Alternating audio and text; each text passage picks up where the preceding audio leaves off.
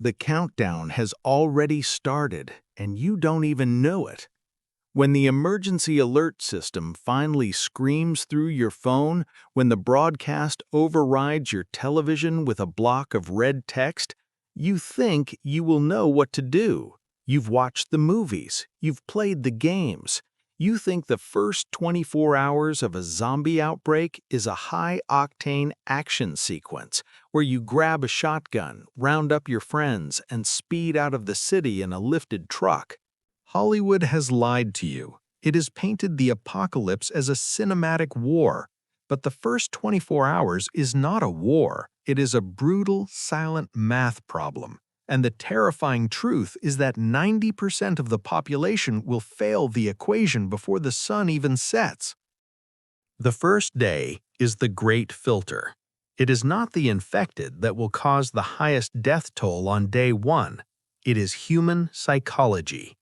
It is the lethal gap between panic and calm, and the catastrophic difference between a looter and a planner. Let's look at the human brain at 0 hour.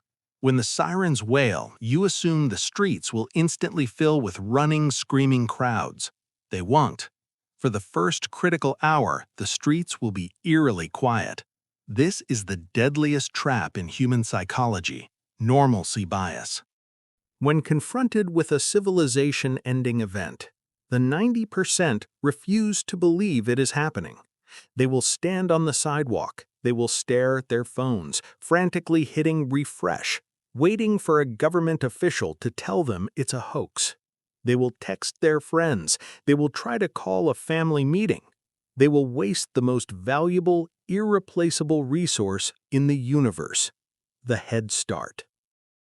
This is the worst mistake you can make in the first 24 hours, waiting for permission to survive. The 10%, the survivors, do not suffer from normalcy bias. They do not wait for the news anchor to validate their fear. The moment the alert hits, their old world dies and their new world begins. They transition instantly from civilian to survivor. They are cold, they are calm, and they move.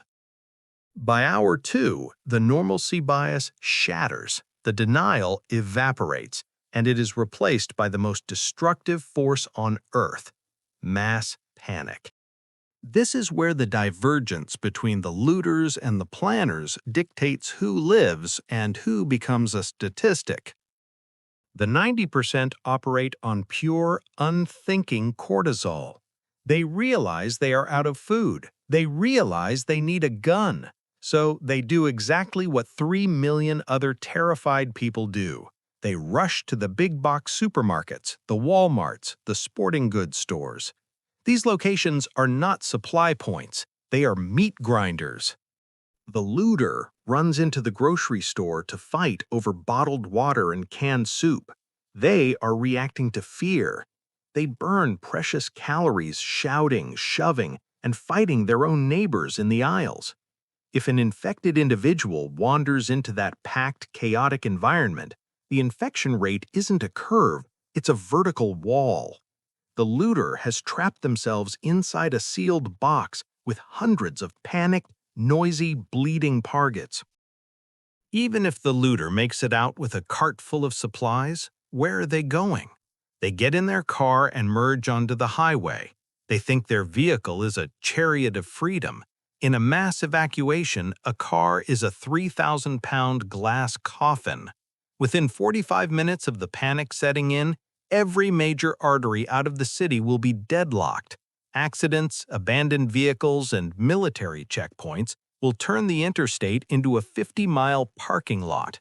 The looter is now trapped, sitting in a metal box, burning fuel, waiting for the horde to weave through the cars. Now look at the planner.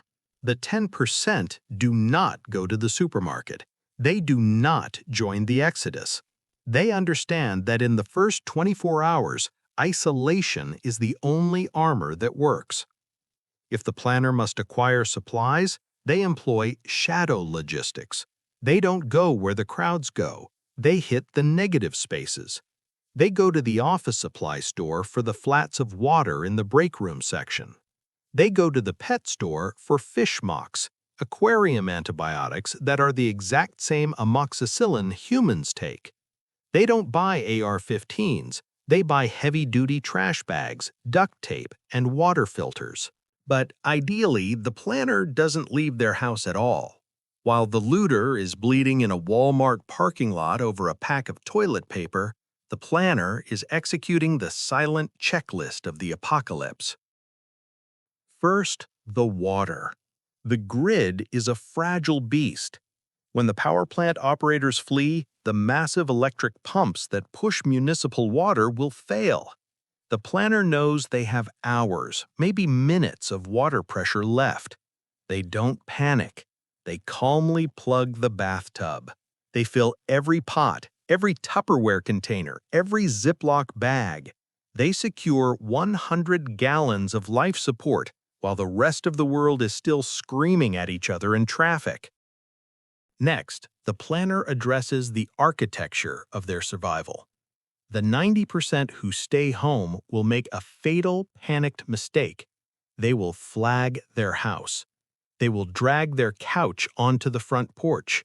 They will loudly hammer plywood over their windows from the outside. They think they are building a fortress. In reality, they are building a billboard that screams, "I am inside, and I have things worth defending." The planner utilizes the doctrine of the gray man applied to architecture.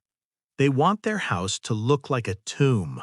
They leave the tricycle on the lawn. They leave the exterior exactly as it is. They do their fortifying from the inside, screwing heavy boards into the window frames in silence. They draw the blackout curtains. They tape the edges so not a single photon of light escapes when night falls. They erase their presence from the street. As the sun begins to set on the first 24 hours, the true psychological horror of the apocalypse sets in, the transition to darkness.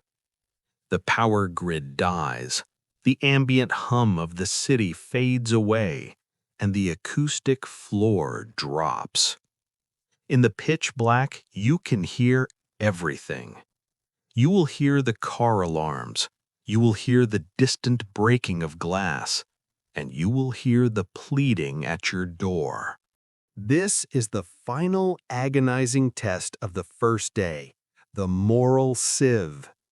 A panicked neighbor will pound on your door. A friend who didn't prepare will beg to be let in. The 90%, the people who still believe the rules of polite society apply, will open that door. They will let the panicked looter inside. They will introduce an uncontrolled, terrified variable into their secure environment.